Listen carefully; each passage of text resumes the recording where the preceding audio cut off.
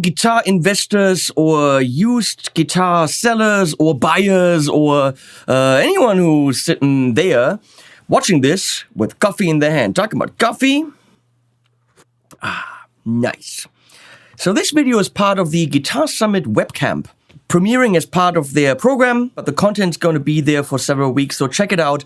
The Reverb on it, and that pedal show, and Pete Thorne, and some other brands, and Gus G, and loads of content, so check it out. Guitar Summit webcamp. I was selling some stuff, and then people were like, well, you know, your prices are a little bit higher, blah, blah, blah. So there is an assumption of a price having to be a certain thing on the used market, which I understand, but isn't the price dependent, or shouldn't it be dependent on the condition of the gear? In my case, if I review a pedal, I take it out of the box, I record a track with it, it's on the table, there's no Velcro on it, I don't even put the feet on. It literally gets out of the box, it gets touched a few times, I make a video, it goes, if I love the damn thing, it goes, into my rack of pedals and I use it, but I can't have thousands of pedals. So oftentimes it goes back in the box. And to me, that's in like new condition. It's been taken out of the box once. It's never been stomped on with feet. It's never been in a rehearsal. It's never been on stage. It's in a smoke-free environment. It's been out of the box for a few hours. So to me, knocking off $50 is a pretty good deal. And then I was thinking and pricing should be based on the condition. But what's the deal with aged or relic guitars? And now we can all talk about the validity of, you're a poser if you have an aged guitar. I personally think the played-in feel is nice. I don't have to worry about them getting scratched up. I used my Friedman Vintage S doing the Rockin' 1000 in Frankfurt, where when I left my station, there were 1,000 guitar players or musicians, I could just lean it on the amp. I didn't really worry about it as I would have about my Music Mans or PRSs. So that's a great guitar to take when you have a working gig, because literally it can't get more dings, and if it does, who cares? That's what this video is about. I like that about them. I like that you're more carefree. You're worrying more about the music and using it than about its condition. Because with a worsened condition on a guitar, the value will go down on the used market. That's why on eBay and Reverb and O-Guitar, you have close-up pictures of all the dings and dongs, and all the scratches, all the discoloration and all that stuff. So the value will be determined on that. I'll show you an example. This is one of my babies. That's a PRS Modern Eagle 2. Brand new, $6,000. I will guarantee you that I can get no more than 4 for it, meaning it goes down 1/3 in price. It's got a nitro finish, but now you can see that it's kind of yellowish, because I've had the guitar for 12 years, more. This isn't shiny anymore. Because I used it, I had my hand on the bridge. So that's clearly aged. The tuners, there's some dirt on it and stuff. I wouldn't call it aged, but there's here, I don't know how that happened. It's minor things. The guitar is in very, very good condition, but it clearly doesn't feel new. And this will devalue the guitar. You would say when you buy it. You would say, it's got this and this and this, but if I spend a bit more, I can buy it new, and then it doesn't have those scratches. Okay, so what about a guitar that comes with those scratches? Example 1, my Friedman Metro D. I call it Peachy. Now this comes like this. You actually, I would say, pay a little bit of extra because someone's got to put it in this condition, which is on the other hand, stupid. But look at this. That's horrible. And then they sprayed it, to have this look, they sprayed it with 2 colors. They first sprayed it white and then peach, so that you can scrape it off and get that white look. But I mean, look at this. What in the world can you possibly do to this back to make it a lot worse, or to devalue it? That's a big question. Look at the neck. That's used to be black, and then it was all sanded back. There's serious scratches there. This clocks in at 3,500, I think. So why, when I sell this used in 5 years, should that be any less than 3,500? I've played it, meaning technically it's ringing in, it gets played in, it will grow in tone, We can talk about that, yes or no, please comment. But it's not going to get worse in tone. And it's not going to look worse. Which of these dings right there is original and which one is from me? You don't know. I don't know. So why in the world, looking at this, should it be less on the used market than brand new? Show you a couple more examples and a couple more reasons why I think there shouldn't be. Friedman, vintages, same idea. With maple fretboards, they're aging them. With rosewood fretboards, somehow they don't, because you can't really see that they're aged. Maybach even goes as far. This is lightly aged. You got some dings in there, which means literally any dings that I add don't really enter into it. The top is cracked. It's light aging, but it's beautifully done. But they go as far as actually sanding these off. The Friedman doesn't. On the Friedman, you have this little line where the plastic was poured. This feels as if over years and years and years, you actually tuned them and it wore down. These are worn down. So look at this. It's beautiful. So the thing is, that's something I would want, but that's not the issue. The issue is why this is $2,000 new, which is a deal. But if I sell it used, why should it be $1,300? I don't think it should, because any ding I put on it, you don't know, I don't know. Unless it's really mega chip paint or something like this. Here's my McMull S Classic. Well, one thing that's going to make it cheaper on the market, it's got my name on there, so can't really sell that anyway. But it's got beautifully crackled paint, so you can't say, oh, it's older, so it's got cracked paint, blah, blah, blah, blah, blah. You know, it's got all the wear and tear, plate and neck of an old guitar. Obviously, this is very vintagey looking. Once the guitar gets to a certain age and a certain beat-upness, they actually go up in value. Because, well, then they're vintage guitars, right? I think they get played in, which means technically they go up in value. You can't tell which dings and dongs are original and which ones are from you or me or whatever. So why not pay the same for a guitar? Or why a big price drop? Let's say, why not just $100 or $200? Another reason for me is the uniqueness of these guitars. That Friedman Metro D, if you see it on Reverb, for example, you will not find another one like it. Which technically, the uniqueness and rarity should keep the value of beat-up guitars more than one off the rack, because the off the rack guitars, you would buy the next off the rack guitar and it looks the same. But if you really love the look of that guitar with exactly those scratches and that color pattern, every Friedman is unique. You will not get another one. Every McMull is unique. You will not get another one. So the aging adds a uniqueness, which adds rarity, which means if you find that one used, you're gonna have to buy that one, which technically for the seller means, well, I can ask more for it, because if they like that one, they're not gonna find another one. They might find a similar one, but not that one. Fender Custom Shop, same thing. You find one that you like, even though, and that makes Fender Custom Shop stuff less rare, they use stencils. So you can actually see the same dings and dongs and scratches on some Fender Custom Shops, which I think is a bad idea for them to do, because it makes them less unique. Less unique means less resale value. So that's my argument. Let's discuss. That's a 7,000 euro guitar. I would never, even though that's carpet, I would never do that with one that's all nice and shiny. Also, I don't intend on selling these. I asked 10 of my friends from brands and YouTube to give me a couple comments.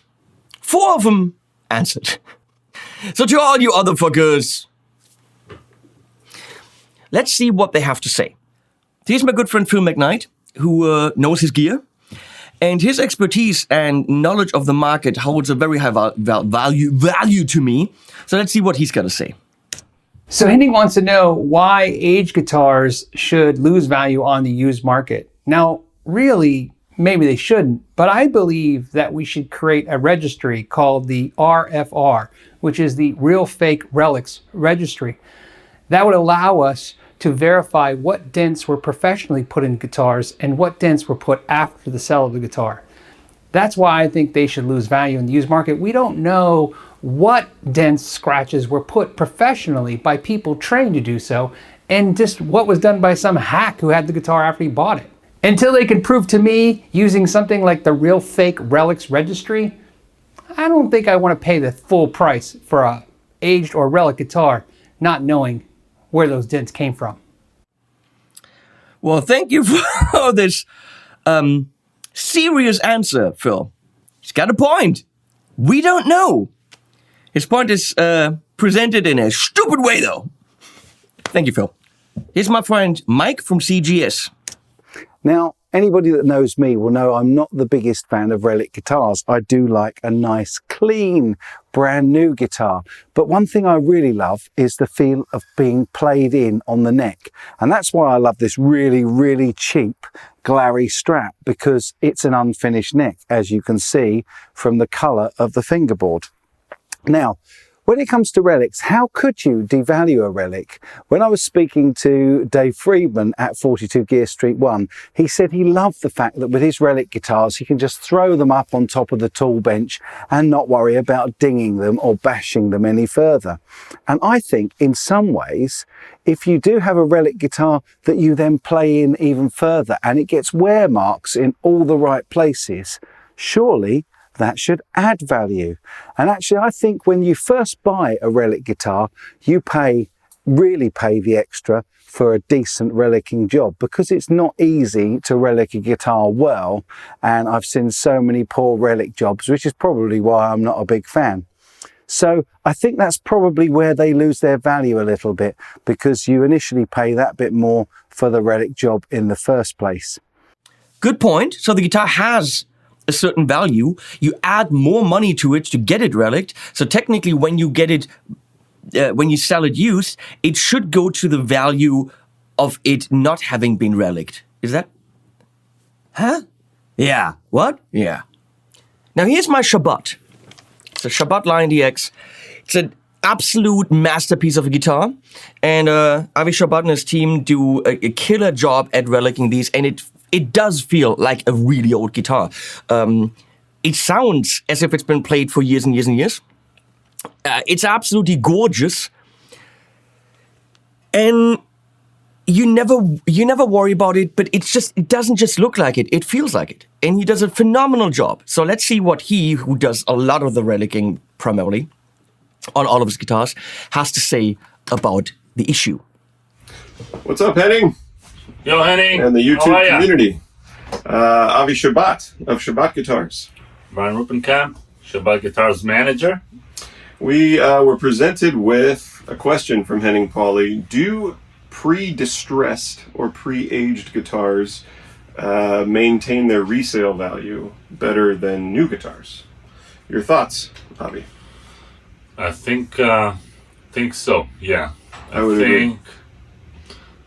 We had one example here of a guy bringing in a repair. We also do repairs here. Mm-hmm. And it had a little chip on this nice, clean looking, well-known brand guitar. And he said, can you fix that chip? And I said, probably can. It's gonna cost you about $400. Might not look perfect. And he said, that's the break I got for buying this guitar. I got a discount of about $400. Yeah. So that pretty much settles that. Yeah. And the guitar sounds great, plays great, probably looked brand new other than that. Yeah. And that's the thing too with vintage guitars. I think if you're buying a guitar for the purpose of reselling it, then obviously the pre-aged, the pre-distressed guitars, I think might even climb in value. Yeah. Because it's expected that they would have those cracks and the chips and the dings and all that. But if the guitar was mint when it left the factory, then I think if you're trying to resell it, people will expect it to stay mint. Yeah. And not be, as the guitar community calls, a player, right? As soon as a guitar becomes a player, Yep. that's code for it's pretty beat up. Yep. But yeah, I would say pre-aged, pre-distressed, way easier to resell than a new guitar, especially like the one that you brought in, which was like pristine. Yeah. Except for that. Yeah. And yeah, this is the way we like it. Yeah, of course. And yeah. So I think we're going to keep beating up our guitars. Yep, all day long. Cracking them, throwing them in the pool, dragging them around behind your car. Give me a guitar. Give me that. Guitar. This is an official Shabat guitar relic job right here. Resale value just went up.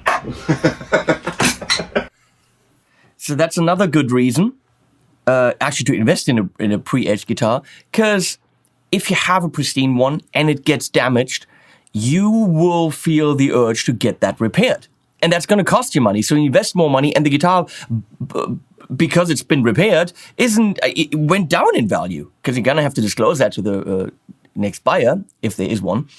So yeah, I will never have the feeling of there's a ding. I'm going to have to take that to a luthier and get it fixed. Nope. So now let's take a look at someone who kind of has their pulse on the used market. Guy from Reverb. Hello, my name is Dan. I work for Reverb.com. Yeah, there's sort of this logic that if something's already aged, maybe that means that when it sells used, the prices shouldn't really change. But I think if you kind of hold that to scrutiny, I don't necessarily think that what people are paying for when they buy something brand new is like the aesthetic condition of it. I don't think that's necessarily what determines pricing. I think when people are buying a new guitar, especially from a luthier or a boutique builder of some kind, there's this whole other level of service or customability that they're paying for when they maybe are considering that purchase. When you're buying something used, there's a certain uncertainty that sometimes comes with that. You're not getting any sort of custom options. You're not getting a warranty or any sort of guarantee from the maker. You're not having that kind of special experience. So I think that's what makes it a little, it's more of just something you're buying, out of somebody's collection or from a store where there's a little bit less of a special factor. So that maybe makes it so that the prices are a little bit lower when buying used or vintage. But more. Thank you, Dan. There's a good point about the warranty. When I talked to Dave Friedman, he said the same thing, but then I was like, wait, it's a guitar. How many times have you actually had to... What can happen on the guitar? There's so little electronics on it. If you ding it or scratch it, that's up to you. So a warranty on a guitar would never be a reason for me to buy it new or not used, which is new. Because on a camera, yes. On a computer, yes. On an amp, yes. On a pedal, yes. On a guitar, warranty, do we really care? And I actually think it might be more special depending on who you buy it from. It might have been someone from a band that you like. When people buy guitars from me, they want the exact instruments that appeared in my videos, which technically makes them more valuable to them. So saying it's more special to buy it from a store, I don't know. I don't know if he's right about that. Importantly, I think what determines pricing of guitars is obviously some cross-section of availability and supply, and then demand, popularity, or interest in that model. So, or that maker, or whatever the case may be. So I think when you're thinking about pricing, those sort of factors are much, much more impactful than if something's aged or relic or the condition of it necessarily. And the other thing that comes to mind is sort of related to that is that, it's important to remember that a lot of vintage guitars don't actually sell for that much more than they did in their original release if you think in terms of inflation rates and how money amounts have kind of adjusted and changed over the years. So obviously things like, bursts or pre-CBS Fender, those are going to sell for way higher than they did back in the 60s on an inflationary basis. But a lot of other vintage guitars, MIJ stuff, Tesco, Band Electro, whatever it is, even more well-known models, they actually sell for pretty similar amounts to what they would have sold for brand new, or even less than what they would have sold for brand new. it's more a matter of like, to me, the pricing is more a matter of demand and availability of that product than it is the issue of relicing or aging or anything that would indicate some sort of change in expectation of condition. Another factor just that I forgot to mention is like sometimes we see on Reverb, which is always strange but interesting, where like if there's a builder who is really in demand but they only make a few guitars or whatever per year, sometimes the used prices on those will actually be higher than the brand new one because they're just people who are really excited to buy it and they want to skip to the front of the line. Anyway, so thanks so much for asking. Thanks a lot. So thank you, Dan, so much for all your thoughts. The uniqueness of an aged guitar, to me, holds its value more than the off-the-shelviness of something else, which is something that Dan hinted at, that, you know, if it's supply and demand. Well, the supply of each individual aged guitar is very limited because they're unique. Another thing is, for me, people always say, well, buy Fender, buy Gibson. Gibson, not Fender. Buy Fender, buy Gibson. Because they hold their value better. And there's absolutely truth to that. But my argument is a stock, shiny new Fender will lose its value more than an aged guitar from a lesser known luthier or brand, because that guitar, clocking in at, let's say, $3,000, will lose its value less because you don't know how old it is and if it's dinged or whatever, even though it's a lesser in demand brand than a stock Fender for, let's say, $2,500, which then has, you can clearly see and feel that it's not new anymore. So if you're investing and you're thinking about, I don't want to invest in a smaller luthier because they don't hold their value, then maybe look at a small luthier who do aged guitars, if you like that kind of thing, because I think they hold their value better. Dave Friedman was checking Reverb and looking at his guitars, and he's like, oh yeah, okay. They go down by a maximum of $500. That's holding their value much more than I thought. Some of them were $300 less than brand new, because people aren't stupid. You put it on a used platform, and you know, nobody knows how old it is, how many dings and dongs it has, and to the buyer, that's what they're looking for. They're looking for beat up. Oh, you beat it up a bit more. I'm really looking forward to all the comments. Thanks to Guitar Summit for putting me on their program. And that's it from here. And as always, we're going to put some animals at the end.